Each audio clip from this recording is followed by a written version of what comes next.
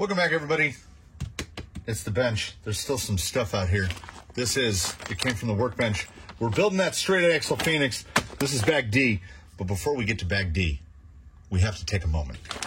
We're going to take that moment because I took this guy out. My first foray into the Quick Run Fusion Pro. This is the 2300 kV. Let me give you a quick note. Quick note number one. Tiny. Look how tiny. Very easy to get my JST soldered on there, which I will need to power my servo. And then, most notably, you pop it out of a little box. It's in we've all seen this before. Anybody with a Hobbywing product, it's nestled in there. Okay, oh, look at this. Quick Run Fusion Pro. Take the instructions out. It has those. It has the usual creased in half Hobbywing stickers. I have many of those. A couple zip ties, a little bit of tape to stick down the button. It has the programmer cable, which is around here on the bench somewhere. An extension cable. That's hopefully nice. But there is something conspicuously missing from the box. We don't know what that is. In place of what we're used to seeing, you get this. Quick Run Fusion Pro. Little sticker sheet. But luckily, I have purchased this sort of thing in the past. So I have multiple Crawler spec Fusion boxes. There's the cable that I was looking for. And you will notice, we'll plug this into the programming port, and then we turn that on, and then the box comes to life. And if you'll notice, the original 540 spec box goes to number 9. As we cycle through the options, we go 8, we go 9, yep, and we go right past. So if you have an old Fusion box, it will work with the new Fusion. The new Fusion has more options. It adds pass. It has max brake force, RPM decrease rate, punch, and neutral range. So that's really moving it more closely into like what a Castle will do. So I'm going to take my more scratched up, which still has the protective film, my more scratched up box. We're going to grab a paper towel. I'm not worried about the length of this video. This one is building a Vanquish V50 gearbox. This one's going to go long. So we have a little sideways step because I was a little surprised. You know, I had remarked in the past to myself, and I believe in videos, that it's so nice that Hobbywing just chooses to give you a programming box with everything you buy. And because I have so many 1080s, I have like a dozen 1080 program boxes. Like, they're everywhere. I keep most of them put away. Like, when I talk about I bought too much, whoa, here's what I can just grab with one hand. There's the 1080. There's a bunch of 1080s. There's a brush. And then they're all up here. Like, there's a lot more than what I could grab in my hands. Probably a dozen Hobbywing boxes. And I, like many others, I was a Hobbywing skeptic because my experience with Hobbywing in the past was that they make well, they certainly make a product. But that has really changed when I bought I think it was the Axe. When I bought the Axe V2, I was like, I'll give it a try. And so far as I can tell, even to this date, the solitary drawback of the Axe V2 is that the motor and the speed control are essentially slaved together. But then I've started buying a bunch of Fusions, and if there's something that doesn't have a motor and speed control more fused together than this, I don't know what it is. How do I get out of fixed focus? Anyway, let's focus on the background because that's where we need to focus. There we are. So the Fusion is ready for installation, and I was particularly chuffed that they were in stock, as the cleanliness of installation of a Fusion is fantastic. And they are also absolute torque monsters. This is my first experience with the Pro, with the more setting options and everything. I have the 1200s and the 1800s, the old ones, which still called themselves 540 spec, but they were in a much larger can, a can that without getting into some machining and craftiness, you're not getting an old 1200, 1800 into a VFD twin or whatever. This is VFD twin? Am I calling it the right thing? It's a VFD twin. Hey. Here's all the stuff, the usual stuff. We all know this stuff. Those of us that have built a Vanquish. Vanquish also, let's see if they're in here. Yep, they are in here. They give you the option to dive into Insanity. And that option is, see, this is why I only deposit my bags in one place. I don't want to throw away something I need. They give you multiple gearbox rumps. So we've got, let's see if we can just crease this guy off. That's pretty nice. So this is the VFD twin rump. Would you pull focus? I don't know what I've done.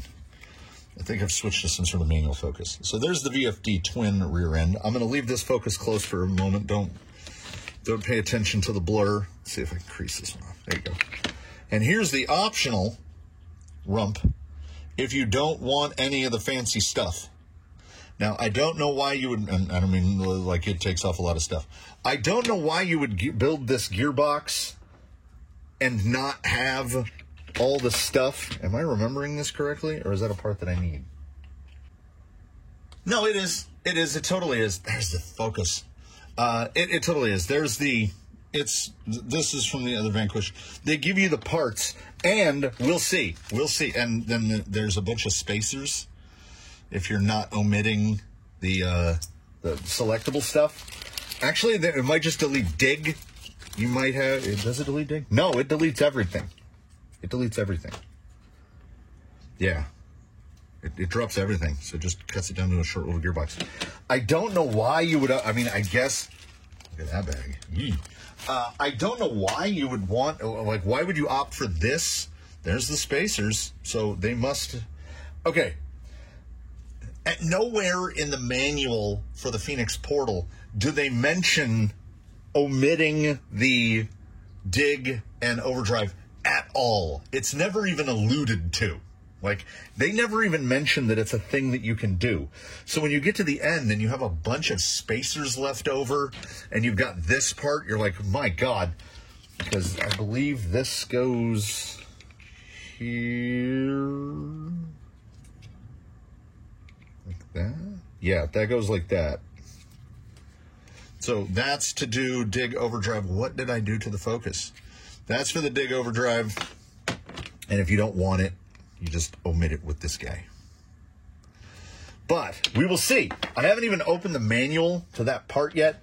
The only thing I'm bummed about, I love that they have the new, they've got the aluminum bearing carriers now. I do prefer an aluminum motor plate, but I ran my Phoenix for a not insignificant amount of time on the standard plastic pieces, and well, because I have the dreaded Vanquish click in my other Phoenix, and I can't make it go away. I've had the gearbox apart multiple times, and it's still a click, click, clickaroo. So here's definitely, most certainly hoping that I can sidestep that problem this time around. As I don't know, see, this is one of those worry moments. Like, where do I cut that? I mean, I assume it's just smoothed off there. We'll wait. We'll get a little further in before we deal with any of that. These do separate pretty nicely from the tree, but that one's really, ooh, yeah, no. We'll get there. We'll get there when we get there. Everything on there is pretty tight. It's just spacers. There's that piece. I know I'm not going to need this piece. Yeah, this thing is a thing. If you've never built a VFD twin, It is a thing.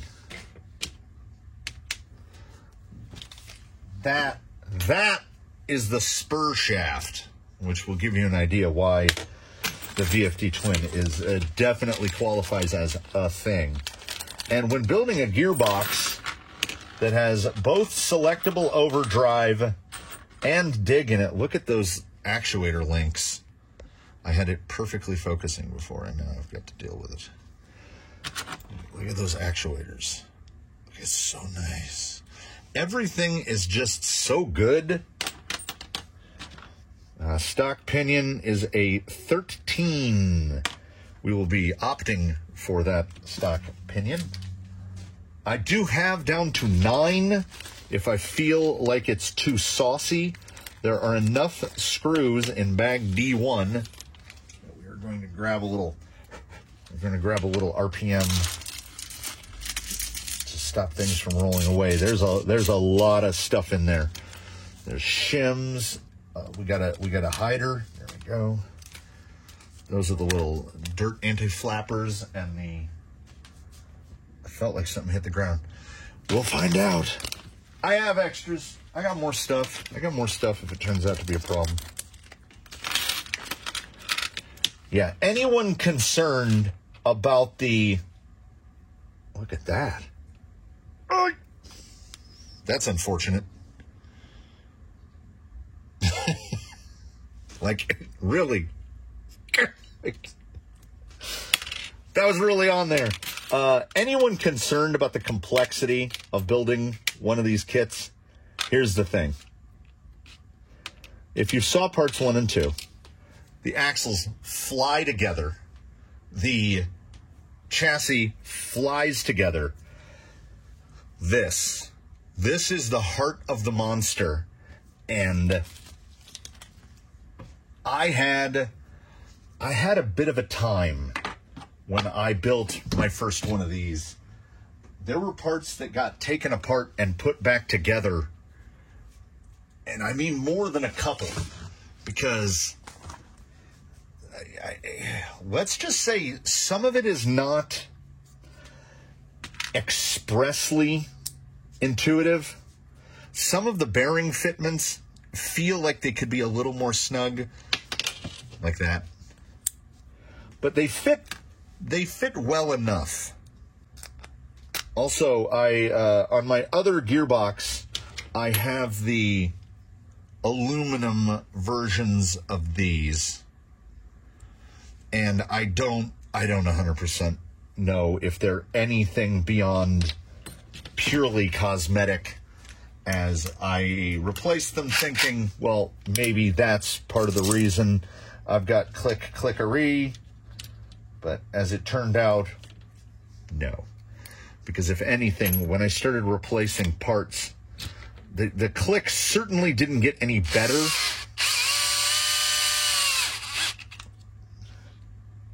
Okay. See, this is just me getting ahead of myself. Because the gearbox, the motor plate, it just seems backwards to me.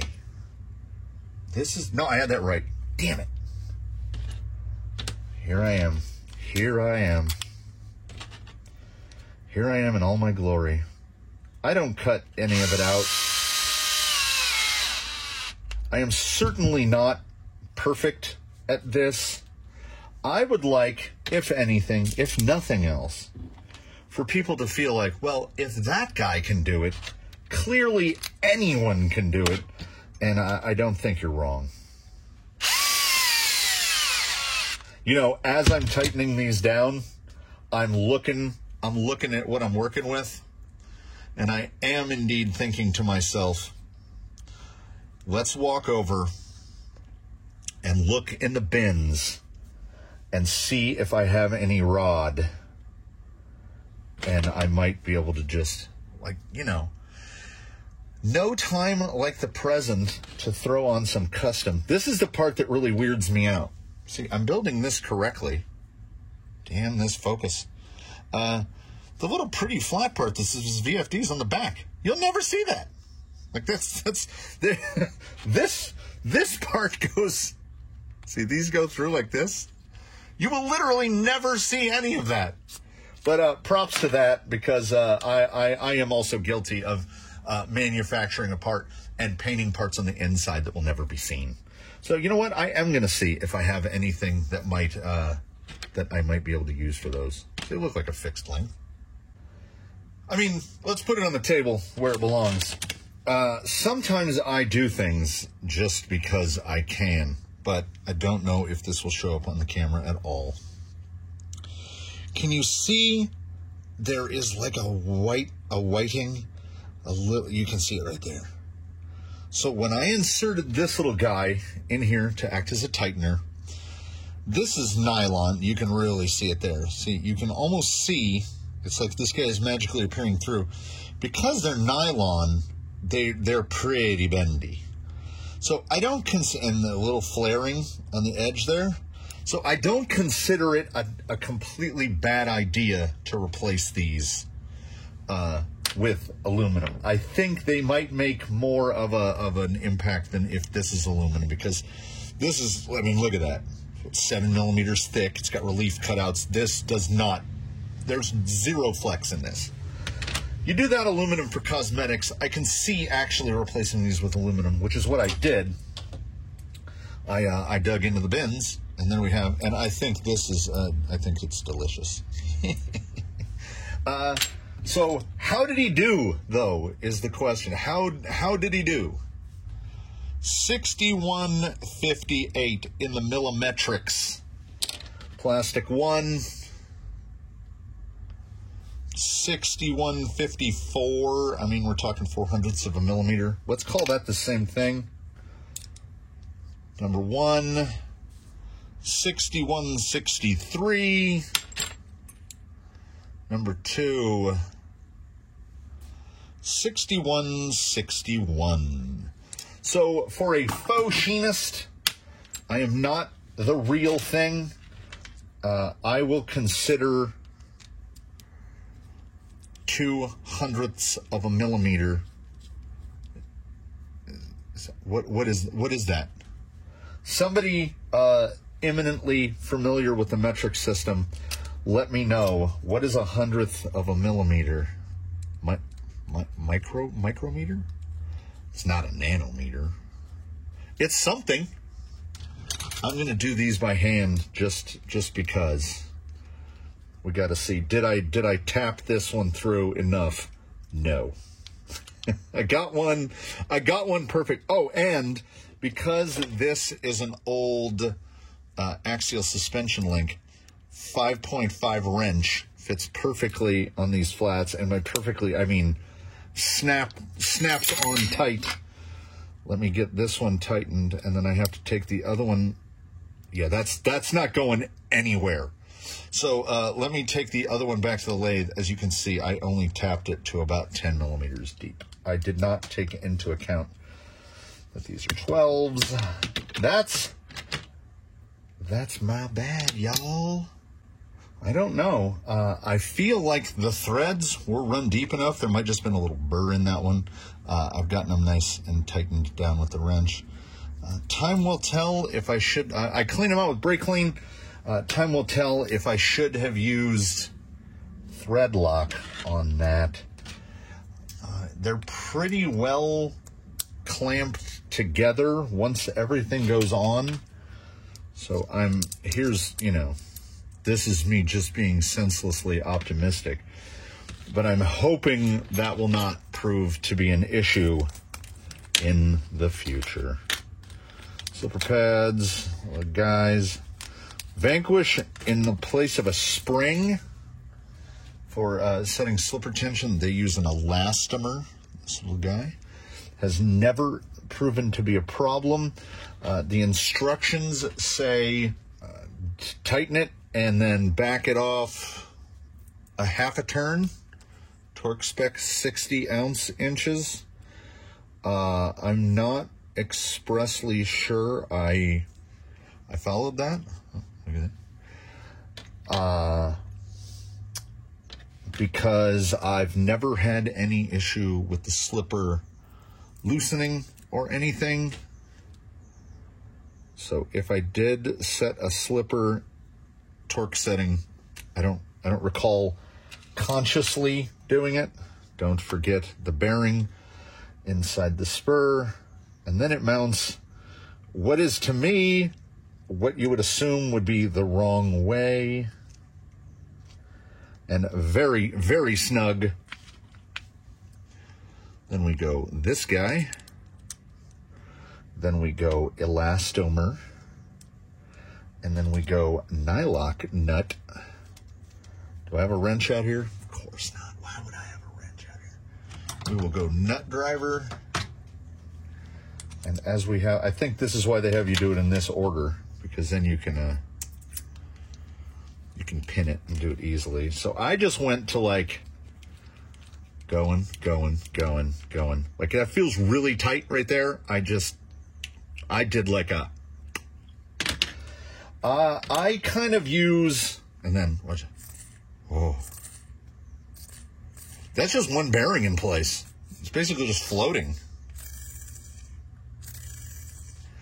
You can't hate on that. I know a lot of people will say, oh, I just go slipper full blast locked, you know, the equivalent of running an eliminator. And I get that. I like to leave it. I like to give it a little bit. And the only time it's come back to bite me was Colonel Mustard, whose slipper just loosened itself all the way up. Now we're going to arrive at, I should probably look at the other one to find out what direction I have the motor aiming. Let's just, okay, I know all the dig stuff is over here, so we're going to aim that guy out that way. This is probably an instance where hand driver would be more visible rather than mash everything in. So right there. I do love a big fat head motor screw.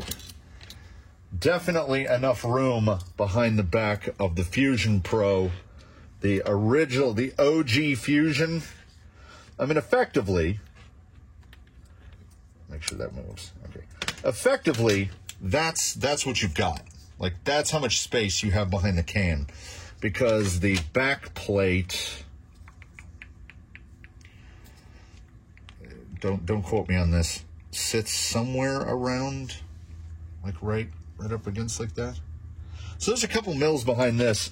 The Fusion Pro is a baby boy compared to the old Fusion.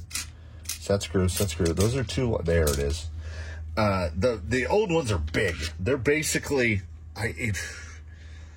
my brain erases certain information as soon as it gets it, and I want to say that the big ones, the non-pros, are a little bit longer than a 550. So this guy is, you know, as they say, a 540. Okay, is there a slot? There's no slot. So, oh, okay. Trying to get this pinion centered. Note to Vanquish out there, not that they care, but a little relief slot, like straight up and down, a little slot right there to get this guy, because as you can see, it's right there. Can't quite torque on it as much as I would like to torque on it. Let's get at least the mesh set a little bit. Here is how I set mesh. Yeah, you can go quite a bit smaller on the pinion in this. You're not confined to a 13. There it is. That's it. That's how I've been setting pinions for long time. No sheets of paper, none of that. It's the rock test where I get it and I go like this. And you should be able to move the spur the tiniest bit without the pinion turning, and that means it's not too tight. It has not betrayed me up till now. Now, we get to where, this is where it starts to go, this is where it can start to get sideways. We're going to put 12 screws in right there. We're going to bolt that, the stuff that's supposed to look like a trans housing. And then we're going to bolt that guy over it. He's the only guy that takes anything different. So we got a bunch of M2s and we got those M3s, but you gotta get them on in order because some of the screws cover some of the other screws. So slide this guy in place, and then we got a torqueroo there, and then we slide this guy in place. Nice. And I guess, I mean, if you have a lot, like if you, I have my world famous Nico. These are kind of invaluable for stuff like this, adjusting slippers, stuff like that, because even with a regular wrench, if you're that guy that chooses to do these by hand, it's getting in there.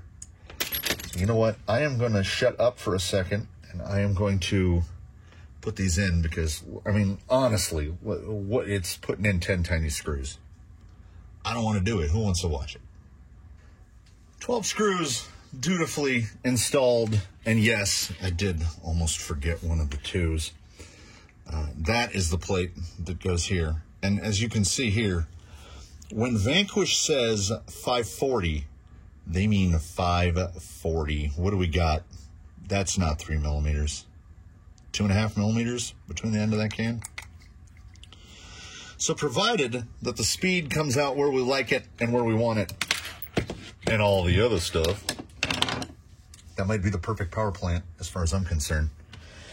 Because there's a certain amount of joy to putting a rig together and not having to accommodate a separate speed control. This all-in-one thing is this is pure luxury. Bottom shaft. This is where I gotta start paying attention. Luckily, there's only one shaft that will fit there, and I am going to do my best not to forget any like pins or anything. I believe a pin goes in right there. Yes, it does. Which is kind of tough because you have to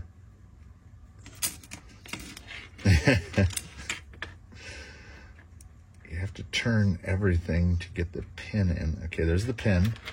And then there's a gear that takes a pin, and there's a gear that takes a pin.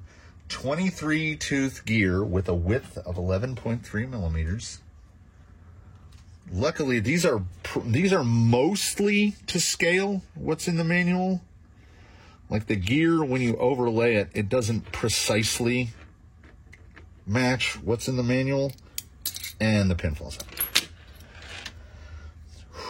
A little bit of flailing, because, as I said, the pin just, you got to get it just so, and then this guy wants it just so, and the pin keeps sliding, and I wish I would have just shut up and cut this out. I think I've got the wrong pin times 1. 2x8 pin times 1. Again, this is just me. 2x10 by 11. That goes there. There's a 2x8 that goes up there. But there's no real indication. The 8 has to go in the top and the 10 has to go in the bottom. So that's my own fault, but I think a lot of manufacturers, Vanquish included, could take a little bit of inspiration from Lego, where, if you'll notice, a Lego manual will be this giant, absurd thing, because they will put one item per step. And this pin goes here, which would be a lot easier to put in before you install the shaft. And then that guy goes, and then the pin falls out. I knew what I was in for because I've built a VFT twin before. And we haven't even gotten into the part where the last time I did this, I was like, oh no, we haven't gotten there yet. This guy, I mean, I would never try to present the argument that there aren't a lot of bearings in this. This gearbox has a lot going on, so it does indeed have a lot of bearings. I'm going to over-grease this right now. You can't see it. I'm going to get it on my hands. I'm going to grease the living hell out of that, because we are already to the point where that's all that goes in between this intermediate shaft cover. This is 2 gears. Make sure that bearing is installed, and it is. We nestle. I've already made some mistakes in parts that I hadn't made mistakes the first time I tried this. I think that cover already popped loose. Yes. So that guy goes there. I'm assuming it's the 2s again. But hey, again, 0 complaints, because it's been nothing but M2x6 the whole way. And what is my back? And then M3x12s. So I do remember doing it this way before-ish. I don't know. It's been some time. It's been brain erased for sure. I get this 2 in there to hold everything together. Yeah. This is an unfortunate sequence where we have to switch back and forth between bits a couple times, because we go from the little boys right there, and then this guy goes right here. Is that right? Yep. And then we got to switch to the 2. So put this 12 down on the inside. Now I think I need more drills, right?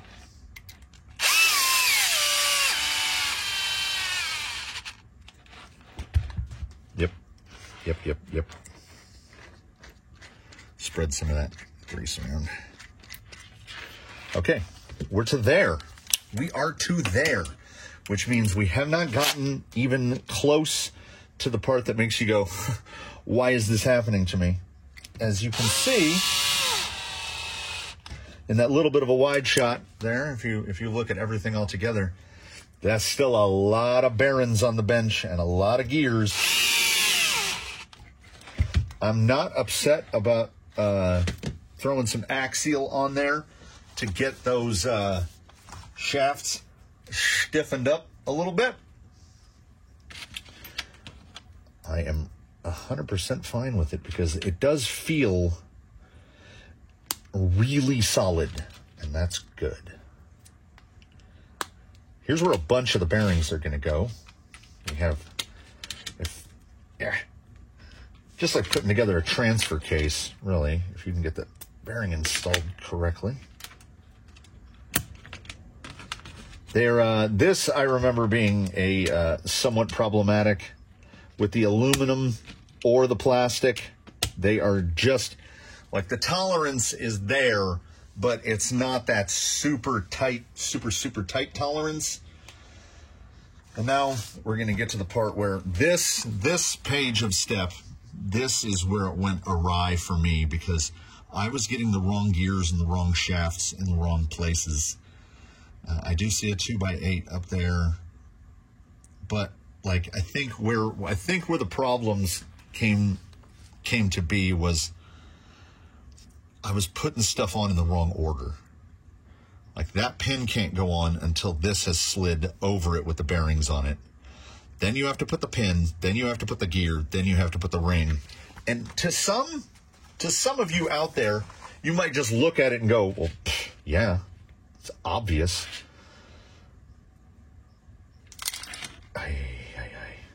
Hey, if only one bearing fell out, we'll take it. And that goes down like that. And then we need a 2x8. It is a thing. This is This is a complex little fella. That gear slides on nicely. And we've got our first E-clip. My hands. If you've seen a video on this channel before, I have complained about my hands. I never know if anything in frame is given scale. Like, I can't just pick something up. I don't have a banana. I don't have a dollar bill. Like, I don't have anything to show scale. Like, what do I have in here that someone would just know upon seeing, oh, I know how big that is? I don't know. Like, that's a dual stage phone. Does anybody know how big that is? So when I have to grab what is to me tiny things like that E-clip, can you get it on the first try? Yes. These pliers have been around. It's mostly what they get used for. Now, hopefully, I didn't put something on out of order. Now there's a weird little piece. And I'm going to spend some time looking for that weird little piece. Is it plastic? Is it metal? What am I looking for? I'm looking for that. I remember it being metal. Is it metal? Nope. It's plastic.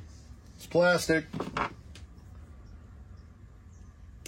Not 100% sure what it does. Don't remember. It goes that way. It has an M3x12. We're changing bits again.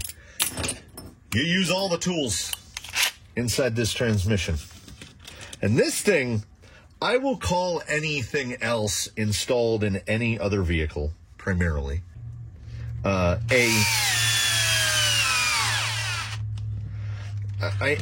know, I understand. Gearbox and transmission are effectively interchangeable terms. But to me, this is more of a transmission than it is a gearbox. Like, there's stuff that goes on in here. So now is trying to get the shafts correct, because VPS 10206. Oh, is there just two of them? What? How can that? 10206, 10206. Okay, so these must be, or I've just figured out how I messed this up the first time. So we're gonna take a trip back in time here, because you have that shaft and that shaft. There they are in my meaty hand. But you notice if you line them up, they are not the same. One has the hex a good bit closer to the end than the other does. VPS 10206, VPS 10206. So I think I missed that line. When I built my first one, I missed that line. And I obviously put this piece there. So, and it shows, like, there's a step, right? Well, there's the step. So if and when you get to this part in your assembly, do take extra care, because the one with the step is the one that is built exactly like the other one. I will pick that up again in a moment, because it's just me, you know. I can only operate to a very specific degree of complexity, and like things like this are not suited to my hands. There we go. And here, is that the other? Nope. Is that the other one? All right. Now I see. Do I? No. This is again how I messed this up. One of these has 30 teeth and the other one has 32. That has 32. So that goes on this shaft. with that guy. That guy should be identical to the other one whenever we find that guy. Those two go together.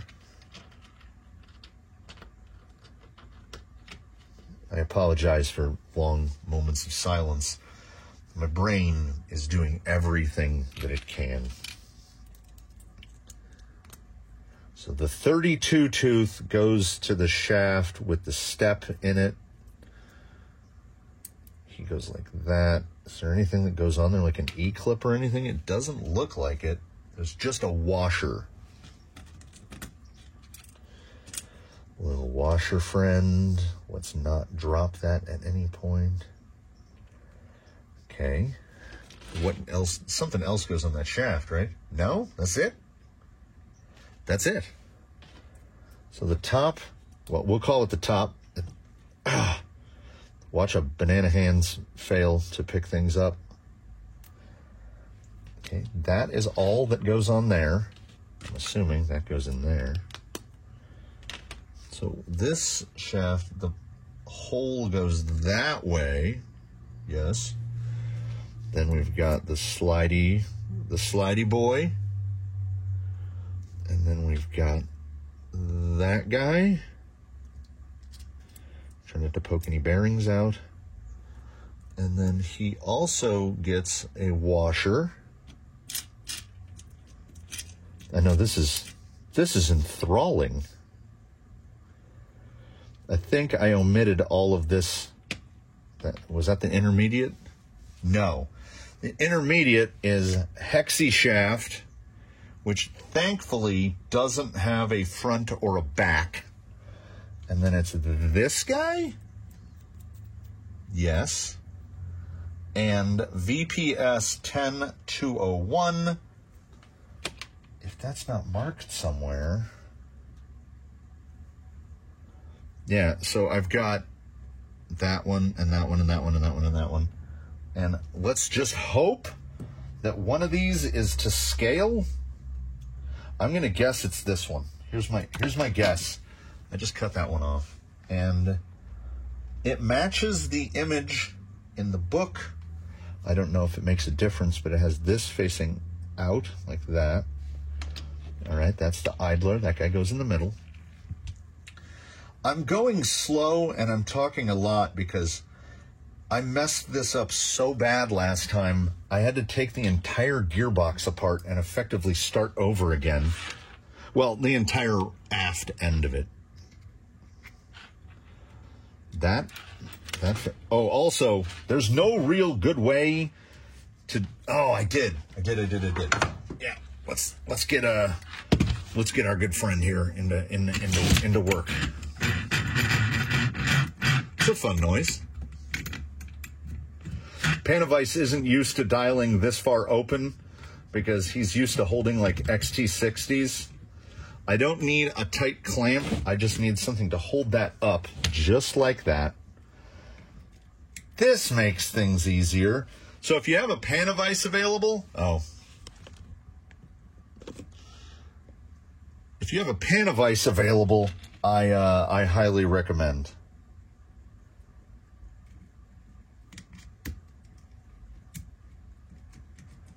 There's your talking clock.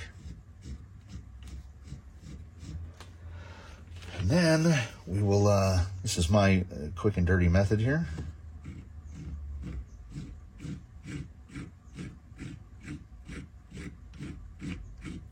Get it till it's all the way around, and we'll move over here.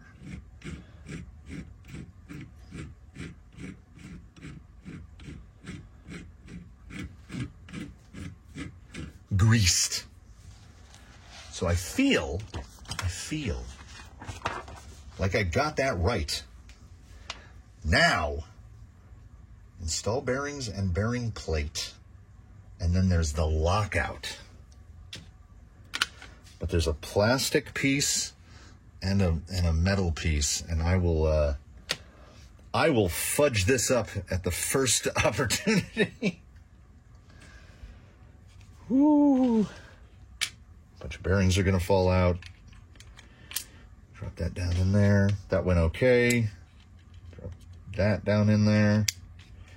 All right, so far so good. Then this part, again, there's probably no one else that will have any issues. But man, did this get me. Installing the lockout, because it only fits one way. And the way that it fits is not the way that you can turn. Like, I'm holding this guy with his little stack of bearings in there. If you turn this anywhere past about there, bearings are just going to start tumbling out. You've got the lockout guy, and he only installs in one direction. He has to. And he bolts to that hole and a hole that you can't see, I think. And okay.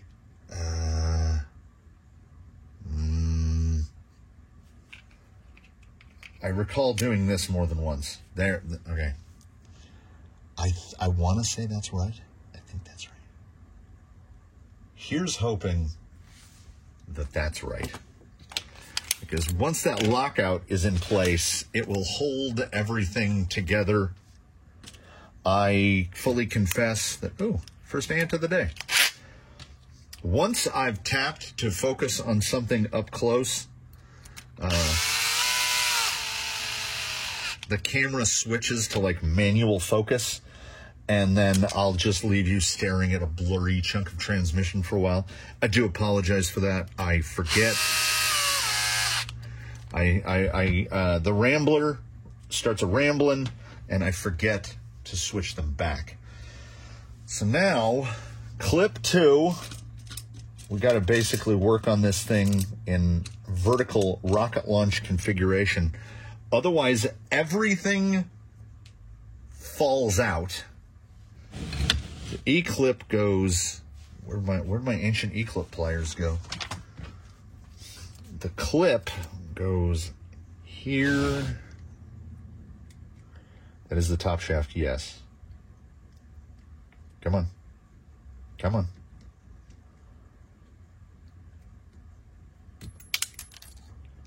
That's usually how E-clip installation goes. I'm going to have to find that. 25 tooth idler gear. Doesn't seem to care which way it's facing. There we go. Then we've got this guy who I assume takes the last, look at that, the last 2 bearings of the operation. But where does it go? Where does it go? It goes on the bottom shaft. Okay. All right. So far, so okay. It wants a 5x7 by 0.2 washer. Well, that's going to be a problem, isn't it? Because I don't have one.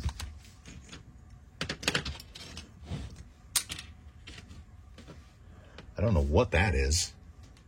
I do not have a 5x7 by 0.2 washer. A little digging through the bins. We find a 5x7 by 0.2 millimeters. I never doubted that I had one. Did the same twisty motion. If you try to turn it from the gears back here, you're not going to get anywhere. It won't go. It's like too much resistance. Because we are talking about just loose gears. This is honestly, I apologize to anyone who's like, this has been genuinely helpful for me because I don't want to look like any more of an idiot than I ordinarily do. So, I mean, bish, bosh, that's first try. I hope to find that washer at some point. And once I get this screw in, I can take it out of the vise. I can take it out of the vise. Oh, he's a meaty boy. that doesn't even have the dig and OD apparati installed yet, and that's got a little bit of heft to it. I need to put in 2 12s and a 20. I already have one of the 12s in. That looks like a 20. Let's double check. That's a 20. So I'm guessing 12. It seems like 12 right there for sure. We'll get a 20. We'll get some linkages in. That was snug. And where does it want the 20? Where do you want the 20? Right there. Oh, that's the king. That clamps everything together. And still, like, get a little more of that grease moved around. It's buttery smooth. We keep adding stuff to it, and it's just buttery smooth. So we spin this around. They want us to do dig first. I think dig has the brass pin. So we wiggle jiggle. Brass pin.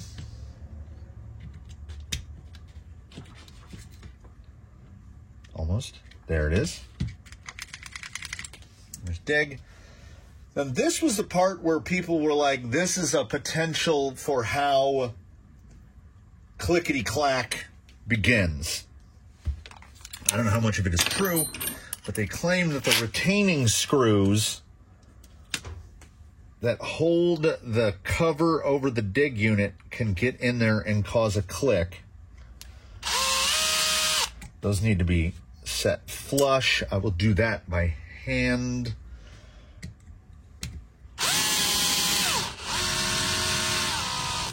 It's another instance of Vanquish zero clearance action. Look where that screw is and look where the head of that is. Like, that is just there. You want to get these set to where they're flush because that's how you can lock out the dig. Is you can use the screws to lock out the dig. I don't know why you would lock out the dig. The whole point of this, as far as I'm concerned, is to put dig in it. Then we've got a door with a tab in it. Don't be like me. So you got 2 doors. Focus. OD dig. Dig has the little tooth. The tooth, they kind of try to help you out. We're going to pull focus again. They try to help you out in that there's that little guy, and that goes towards the front. It's fairly straightforward. And then we've got the gasket. The gaskets, I don't believe, are different. Let me take a look here. They have a matte side and a glossy side, but other than that,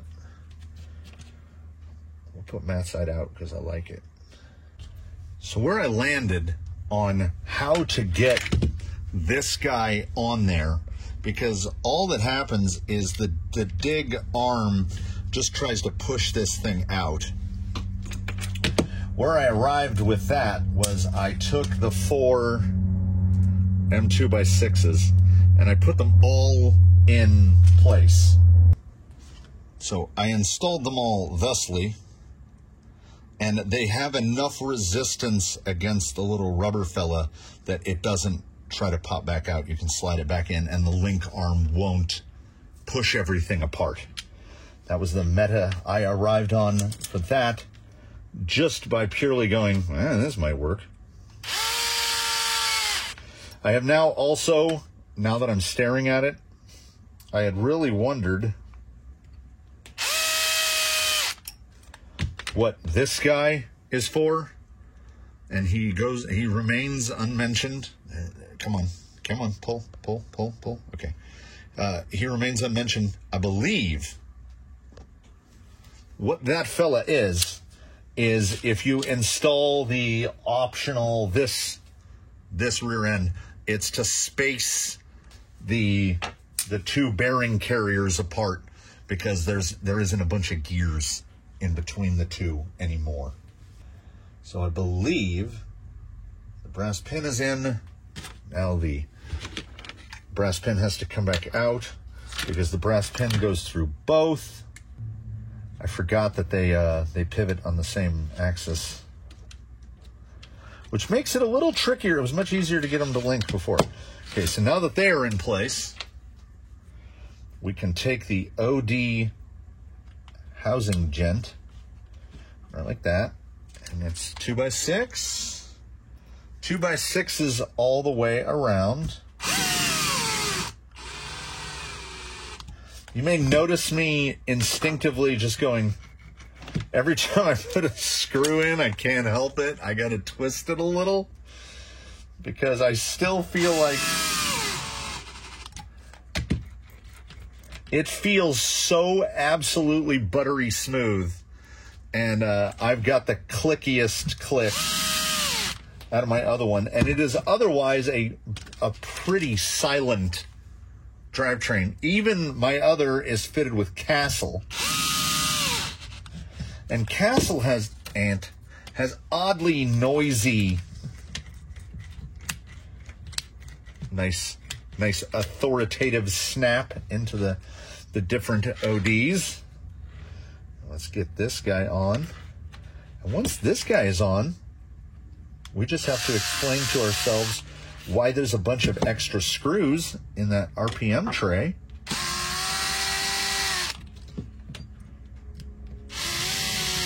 I don't feel like there's any way any of these 4 screws could be binding with anything, as this housing like sticks off to the side and there are no screws over here. I will finish this by hand, as I can't judge. I can't judge the torque when going 2 millimeter through a rubber gasket. I can't tell if the bind is the screw hitting the bottom or the screw riding on the rubber. That feels okay.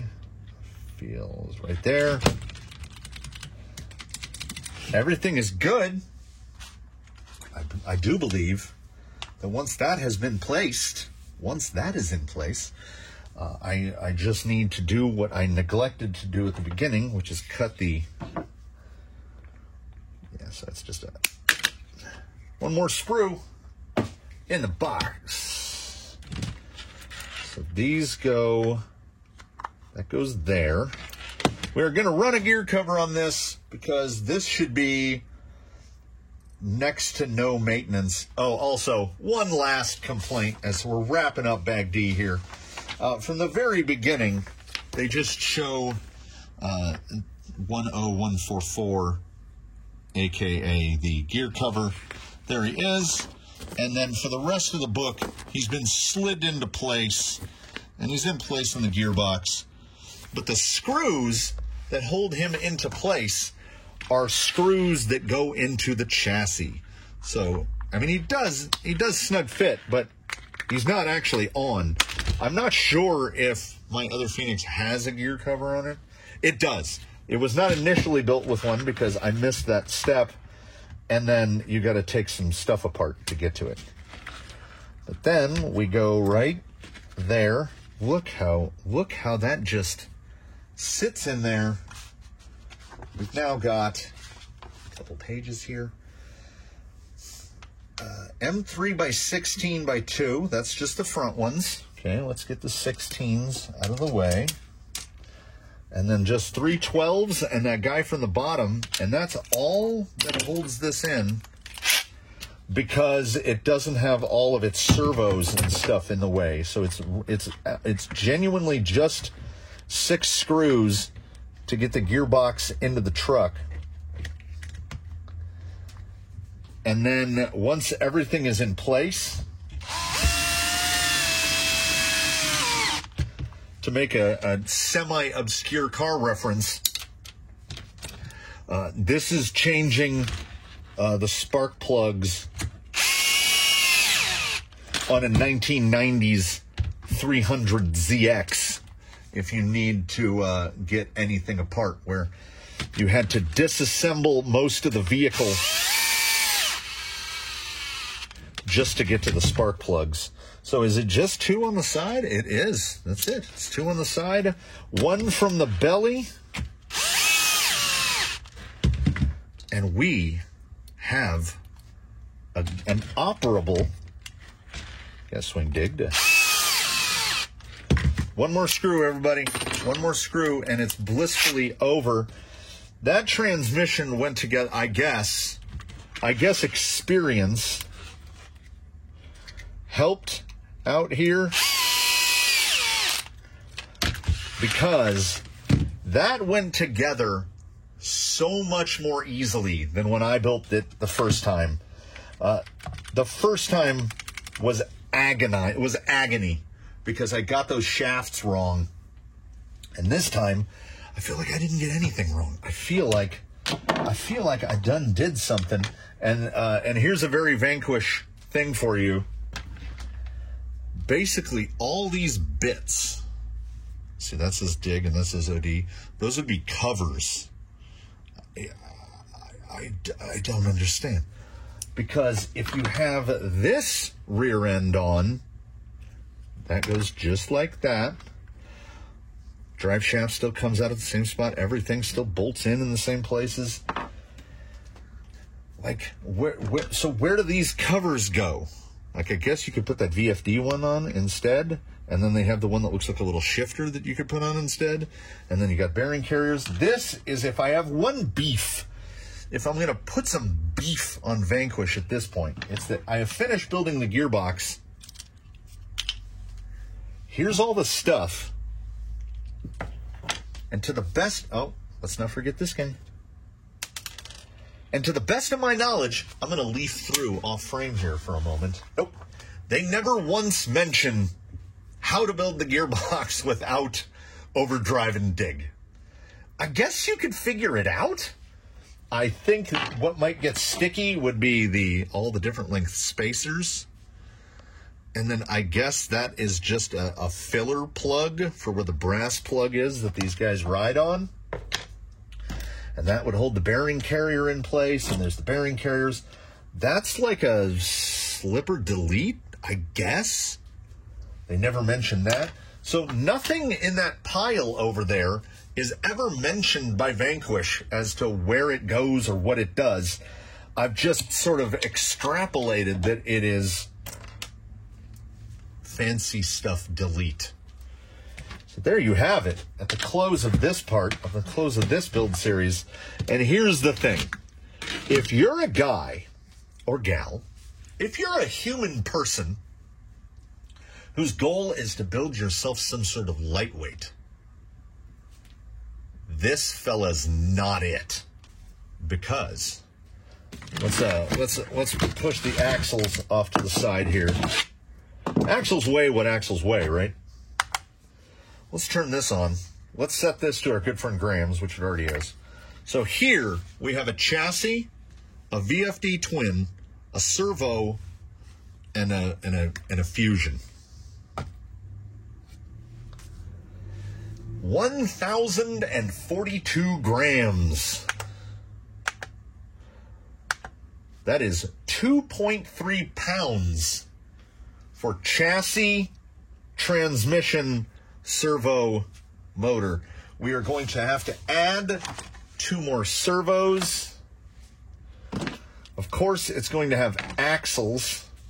We're already at 3.2 pounds. I've come to grips with the clock. Links, drive shafts, shocks. We're not talking about body. There's no wheels. We're at 4.2 pounds with, what, 40% of a crawler? To put that into perspective here in the moment that I'm supposed to be wrapping things up, tear it.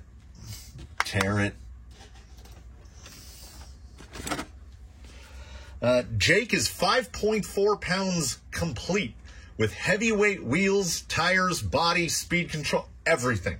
Ready to go, and he's got a dig gearbox, so he only has 1 fewer servos than the Phoenix. So that should tell you something, that I think the body for the Phoenix probably comes in around the difference.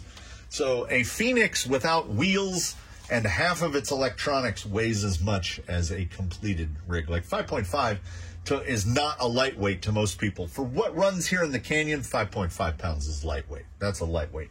There might only be one lighter rig here. So we're going to see where this guy comes out. Honestly, if this guy, in his completed form, with whatever body he gets, is under 7 pounds, that would be fine. I'd be fine with that. I'm using half-height servos, so we're saving a little bit of weight there. I don't have a speed control. We're saving a little bit of weight there. I can always try to trim out a little weight here and there. We'll see how that goes. I did notice one thing. This will come up in the next episode, I believe. It looks like the battery tray skirt part, it looks like it's plastic. And on the big Phoenix, it's aluminum. So we'll see. We'll see if that turns out to be the case or if I'm just seeing redundant pieces. But there it is. There's a Vanquish Dig gearbox. I hope I at least provided a couple tips to make it go a little easier. Learn from my mistakes. Do what some people have told me they do. Put me on in the background while you're building yours. You should be able to build yours at the same speed or faster. I would say that this rig is probably a 3-hour to 3.5-hour build start to finish. I will mention at this moment,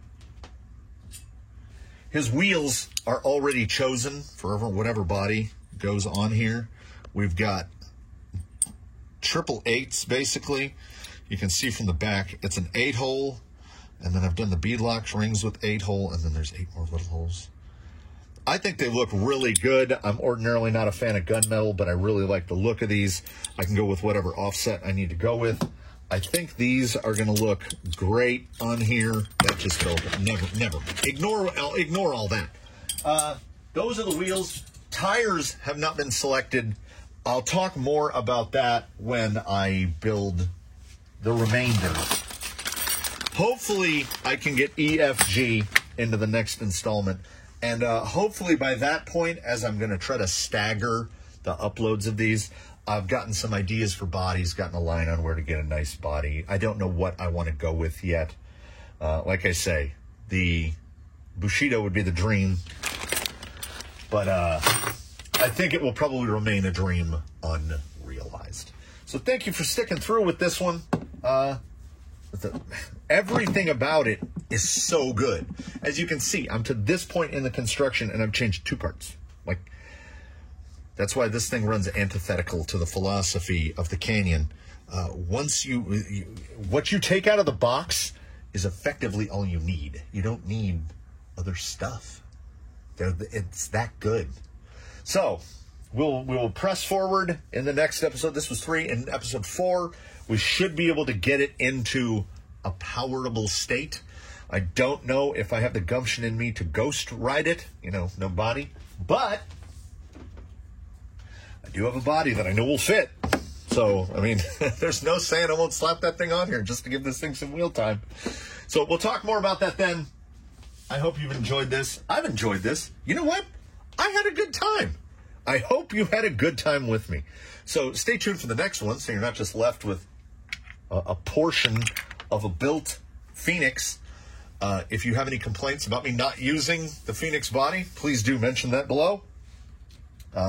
Like if you care to, subscribe if you haven't and you feel like it, whatever. And I'm going to close this up. Close this up too. And we do look forward to seeing you in the next one. I hope you will come and visit us in the next one. And lastly, I hope that you, one and all, do your very best to have a good one, everybody.